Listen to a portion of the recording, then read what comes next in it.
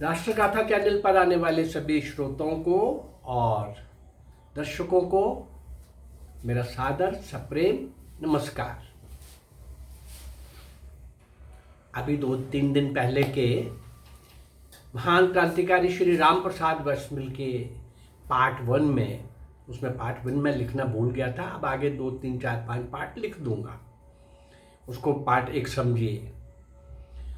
इस महान क्रांतिकारी को 6-7 एपिसोड में भी पूरी जानकारी दे पाना मेरे लिए सरल नहीं होगा, लेकिन चलते हैं आज पार्ट 2 की ओर। आपको याद होगा कि राम प्रसाद बिस्मिल ये वो नौजवान जो लखनऊ लोकमान्य तिलक के आगमन पर कैसे पहुंचे थे अपने साथियों के साथ, और याद ये भी होगा कि वो कैसे उनके अगले टायर के पहिए के नीचे कैसे लेट गए थे। वो नरम दल वालों के हाथ से ये नौजवान उनको छीन कर गरम दल वालों के हाथ में लोकमान्य तिलक को देना चाहते थे। कुछ दिन पहले उनकी स्टेटमेंट आ चुकी थी, बयान आ गया था जिसने पूरे देश के अंदर हलचल मचा दी थी। वो बयान था, आज़ादी हमारा जन्मसिद्ध अधिकार है और मैं उसको लेके रहूँगा। इस विश्वास के साथ आज़ादी से काम कुछ नहीं। उसके पहले कांग्रेस कई तरह के तमाशे कर रही थी, वो तमाशे भी सब लोगों को पता थे क्या हो रहा है। जो जानदार लोग थे, जो तपस्वी लोग थे, जो अंग्रेजों को उसी की भाषा से भगाना चाहते थे, उनके लिए लोकमान्य तिलक पूजनीय थे। आपने देखा कि राम प्रसाद बिस्मिल ने किस प्रकार से, वो जो मैं उसको रिपीट नहीं करना चाहता, लेकिन वो सब हो गया, सब सफलतापूर्वक हो गया। और कैसे उसमें वो सफल हो करके बाद में उन्होंने ये सुना, जब वो आगे वापिस, तो उन्होंने ये सुना, वो यद्यपि वहाँ के कुछ क्रांतिकारियों की नज़र में भी आ गए थे, ये कोई उसके पहले क्रांतिकारी नहीं थे, हाँ गर्म थे, और ये कांग्रेस के सदस्य भी नहीं थे। जब आए और इन्होंने सुना कि पंडित गेंदालाल दीक्षित ग्वालियर के किले में उनको बंद किया हुआ है, इन्होंने अपने कुछ नौजवानों का, गर्म खून वालों का एक छोटा सा दल बनाया और उस दल के साथ ग्वालियर के किले तक जा पहुंचे कि देखें जरा हम क्या कर सकते हैं उनके लिए। वहां जाके देखा तो जो रक्षक थे उनमें से किसी एक रक्षक को पटाकर अपने साथ सम्मिलित कर लिया, किसी भी तरीके से उनको भारत माँ का वास्ता देकर, अरे भाई कैसे रक्षकों, कैसे भारतीय हो तुम, और अपने ही लोग जेल में हैं, हम वो लोग हैं जो देश को आज़ाद कराना चाहते हैं। उनके मन में भी कहीं आत्मा के अंदर से आवाज़ आ गई होगी, और रक्षक महोदय ने इनका एक पत्र लेकर के पंडित गेंदालाल दीक्षित तक पहुंचा दिया। उसमें क्या लिखा था, पूज्य पंडित जी, उसमें लिखा था, अब ये ग्वालियर के किले तक तो पहुंच गए थे, राम प्रसाद बिस्मिल के पास भी पुलिस से भिड़ने के लिए कोई विशेष शस्त्र नहीं थे, दल तो बन गया था। कुछ युवकों के पास टोपी वाले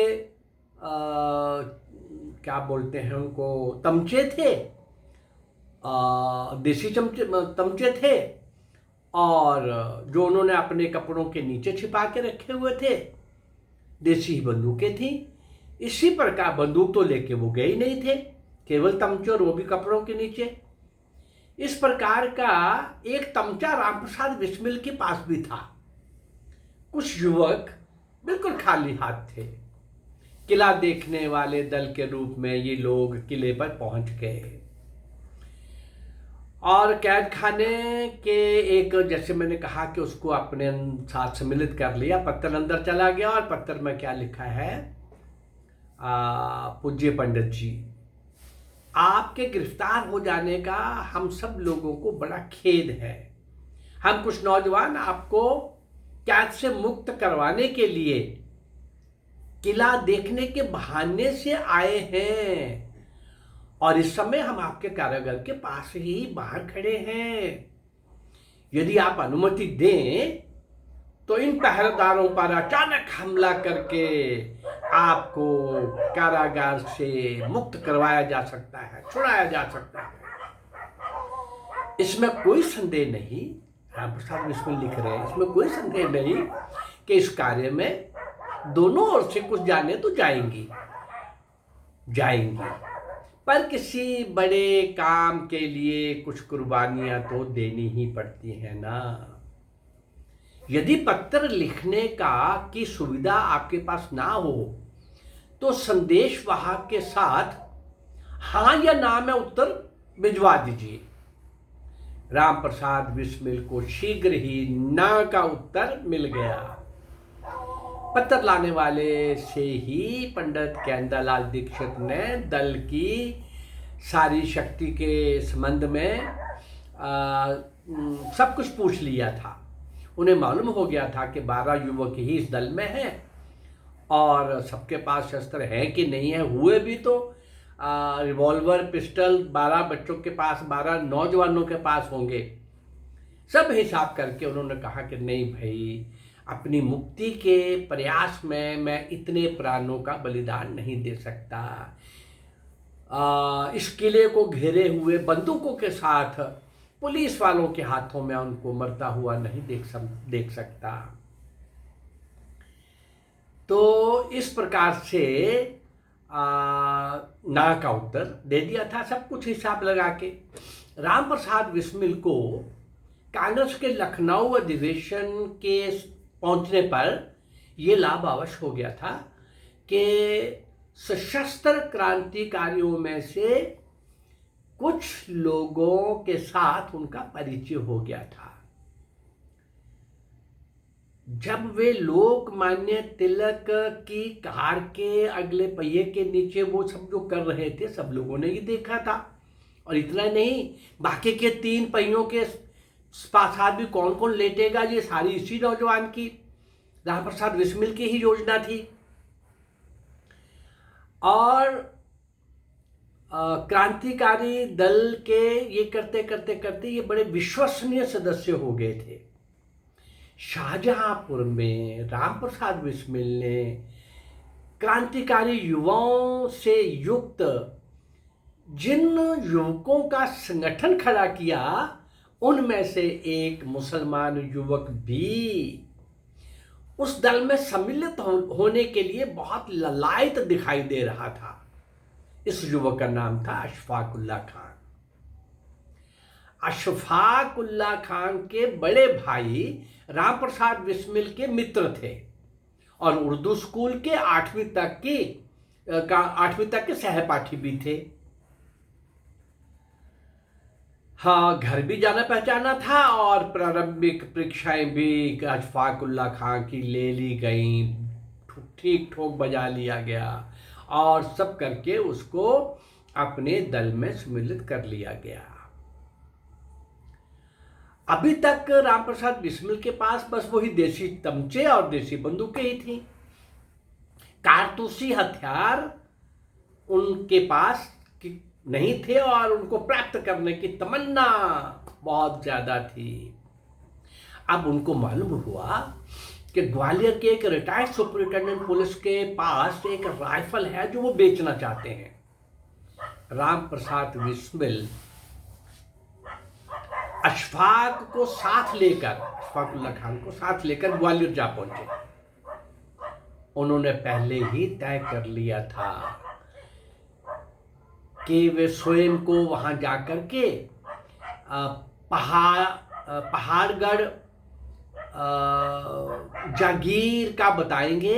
वहां के कुछ राजपूत अक्सर हथियार लेने देने का काम करते थे और हम भी वहीं से आए हैं, ताकि उस पुलिस सुपरिटेंडेंट को बहुत ज़्यादा शक ना हो। पर फिर भी कई कठिनाइयाँ आई, वो मैं इसमें नहीं ले रहा, बहुत लंबा हो जाएगा। बहुत कठिनाइयाँ आई, लेकिन वो रिटायर्ड पुलिस सुपरिटेंडेंट जो था उसको पैसे की आवश्यकता थी। 20 तरह की कठिनाइयों के बाद भी इस दौरे में वो बंदूक भी मिल गई, राइफल भी मिल गई और इसी दौरे में किसी अन्य व्यक्ति से एक माउजर पिस्तौल और एक रिवॉल्वर भी उनके हाथ लग गया। राम प्रसाद बिस्मिल और अशफाक उल्लाह खां के सामने ये समस्या थी कि इतने हथियारों के साथ शाहजहांपुर कैसे पहुंचे, और बीच में कुछ अंग्रेजी रियासतें पहुंचती थी, कुछ पार्ट ऐसे थे उन इलाकों में छानबीन और तलाशी भी होती थी। राम प्रसाद बिस्मिल को एक तरकीब सूझी, अरे हाँ, ये हथियार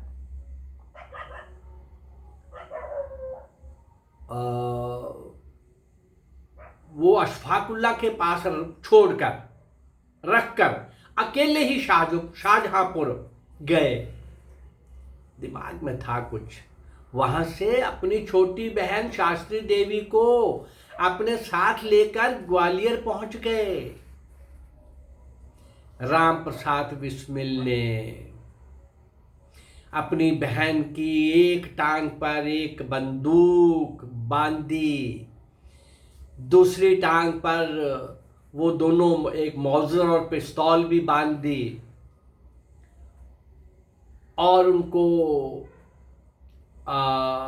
सारी शरीर पूरे टांगों के ऊपर पट्टियां बांध दी गई। पट्टियां नीचे पांव तक दिख रही थी कि नीचे से पांव से लेकर के ऊपर कमर तक सब पट्टियां ही पट्टियां हैं। अंदर से ऐसा नीचे पट्टियां दिखाई दे रही थी, तो बाहर यही मैसेज आएगा। बाकी उन शस्त्रों को बांधने के लिए भी किसी चीज की जरूरत है तो उन्हीं पट्टियों से बांधा हुआ था। हाँ, अब उन्होंने इस प्रकार उनको उस बहन को जख्मी के रूप में पेश किया कि बिस्मिल और अशफाक की सहायता से उसको लेटाकर शाहजहांपुर तक वो ले गए। रास्ते में 2-4 जगह उन्हें कहना भी पड़ा कि अरे ये हमारी बहन ऊंचे स्थान से गिर गई थी, हम लोग उनका प्राथमिक उपचार यहाँ करा के और अपने घर लखनऊ ले जा रहे हैं, वहां पर इसका पक्का इलाज करवाएंगे। इस प्रकार का नाटक रचकर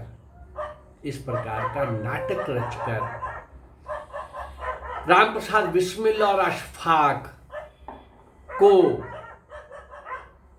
वे हथियार शाहजहांपुर तक ले जाने में कोई विशेष अड़चन कठिनाई नहीं आई। अब बात तो यहां समाप्त नहीं होती।